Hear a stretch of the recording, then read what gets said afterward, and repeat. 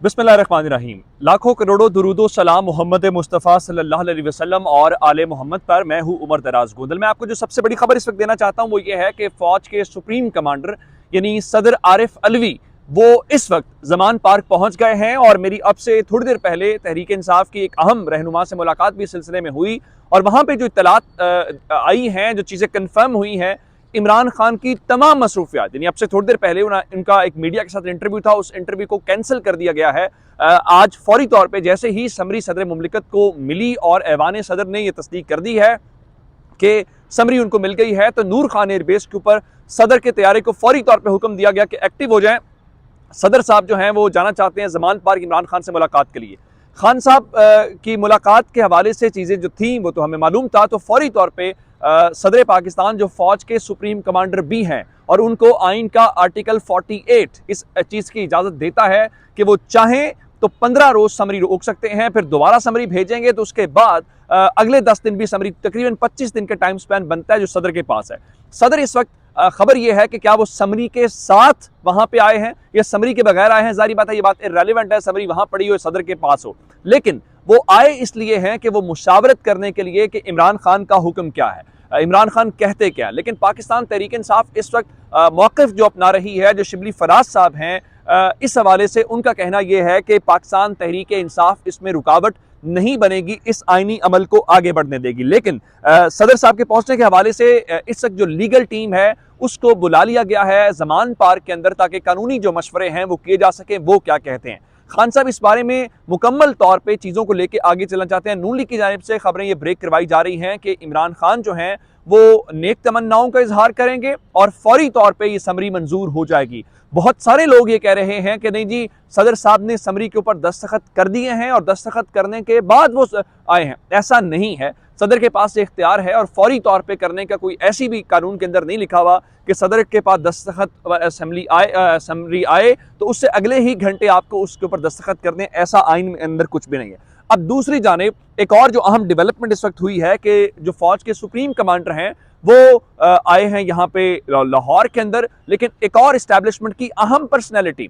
चूंकि बाजवा साहब तो अब जब आर्मी चीफ का ऐलान हो गया तो आज ये समझिए कि GH की सारी हवाएं अब आसिम मुनीर साहब की जानिब हैं। जनरल बाजवा आज एक लिहाज से वो सरकारी तौर पे तो आर्मी चीफ हैं, लेकिन जाहिर बात है आज उनकी बात उस तरह से नहीं आज के बाद होगी जैसे कल के रोज उनके हवाले से, इसीलिए उन्होंने कल ही GHQ के अंदर वो तकरीब करके अपनी तकरीर जो है वो कर दी। अब चूंकि जनरल बाजवा तो जा रहे हैं,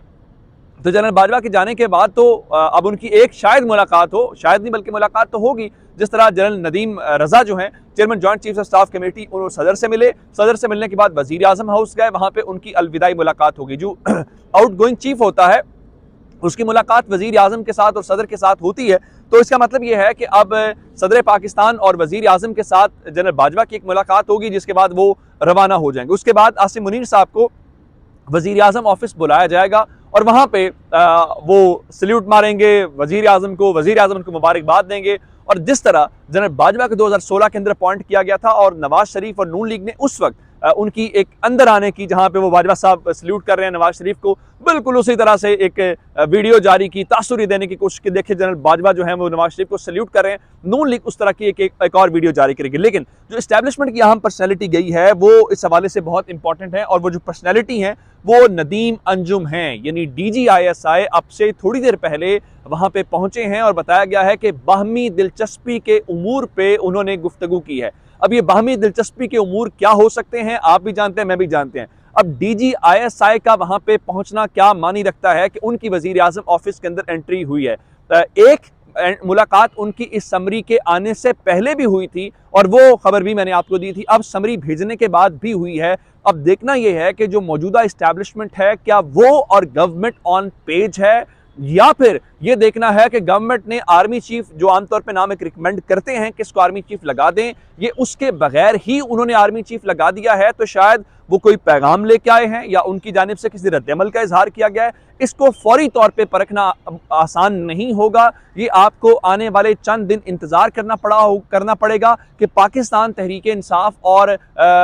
बाकी जमातें जिस तरह रद्दअमल का इंतजार कर रही हैं कि क्या रद्दअमल देती हैं, उसी तरह से इस्टेब्लिशमेंट का रद्दअमल उनकी पॉलिसीज बताएंगी। अदरवाइज आपको सिचुएशन की समझ नहीं आएगी। लेकिन एक बात चीज है कि सब कुछ मामूली या मामूल के मुताबिक नहीं है जो आपको कहा जा रहा है, जो आपको बताया जा रहा है। बहुत कुछ ऐसा है जो बहुत गैर मामूली है पाकिस्तान के अंदर, लेकिन बहरहाल चीज़ें उस तरह से हो रही है। अब चीज़ें इस बात के ऊपर हैं कि पाकिस्तान तहरीक-ए-इंसाफ जो है वो जा रही है इस्लामाबाद के पिंडी के अंदर 26 तारीख को, तो उनका लाहे अमल क्या होगा और वो इस हवाले से क्या करने जा रहे हैं। खान साहब जो हैं उनके साथ उनके जो मौलजीन हैं उनकी टीम की मुलाकात हुई है, और अब से थोड़ी देर पहले जो ज़मान पाक से हमें खबर मिली है उस खबर के मुताबिक इमरान खान की जो टांग के ऊपर वो प्लस्तर लगाया गया था, चूँकि वो अभी मूव नहीं कर सकते, तो उस प्लस्तर के हवाले से वो उतार दिया गया है और उनको सफ़र की इजाज़त मिल गई है, जिसका मतलब ये है कि अब थोड़ी सी सूरत हाल उस तरफ जा रही है जहाँ पे खान साहब उस तरफ जाएंगे। तो सिर्फ कल का रोज़ है और वहाँ पे दूसरी तरफ जो है वो चीज़ें होंगी। लेकिन इस जो खबरें ज़मान पाक से मेरे पास मज़ीद आ रही हैं वो ये हैं कि सदर आरिफ अलवी की और इमरान खान की जो मुलाकात हुई है, उस मुलाकात के हवाले से जो शिबली फराज साहब ने कहा है कि हम रुकावट नहीं डालेंगे, कुछ ऐसी ही खबरें आ रही हैं कि खान साहब ने कहा है कि अगर तो आप समझते हैं कि ये सब कुछ आइन और कानून के मुताबिक है तो फिर आप समरी निकाल दें कि कम से कम हमें किसी से कोई जंग बंग या कोई लड़ाई किसी इदारे के साथ नहीं है। लेकिन एक यहाँ पे डेवलपमेंट इंपॉर्टेंट है, चूँकि लोग ये कह रहे हैं कि आसिम मुनीर साहब 27 तारीख को उनकी रिटायरमेंट जो है वो बड़ी इंपॉर्टेंट है, तो ऐसी रिटायरमेंट के दौरान चीज़ें क्या हो सकती हैं। इस हवाले से मैंने आपको बताया था कि उन्होंने आज सुबह पहले तरमीम एक काबीना के सामने रखी गई, और वो तरमीम जो थी वो आर्मी एक्ट के अंदर नहीं है, लेकिन वो तरमीम इस हवाले से कुछ रूल्स ऑफ बिजनेस के हवाले से है। उसमें एक चीज़ है कि फ़िलहाल ये बताया गया है कि जो जन आसिम मुनीर हैं उनकी रिटायरमेंट को उन्होंने बिल्कुल मुंजमद कर दिया है, जिसका मतलब ये है कि जब तक उनकी समरी के हवाले से कोई चीज़ नहीं होती उनकी रिटायरमेंट नहीं होगी। तो आसिम मुनीर साहब को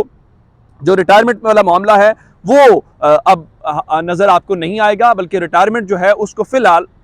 फ्रीज कर दिया गया है और उनको रिटेन रखा गया। और इस बारे में हुकूमत वाज़े अंदाज में कह रही है कि अब उनकी जो रूल्स ऑफ बिजनेस हैं उनके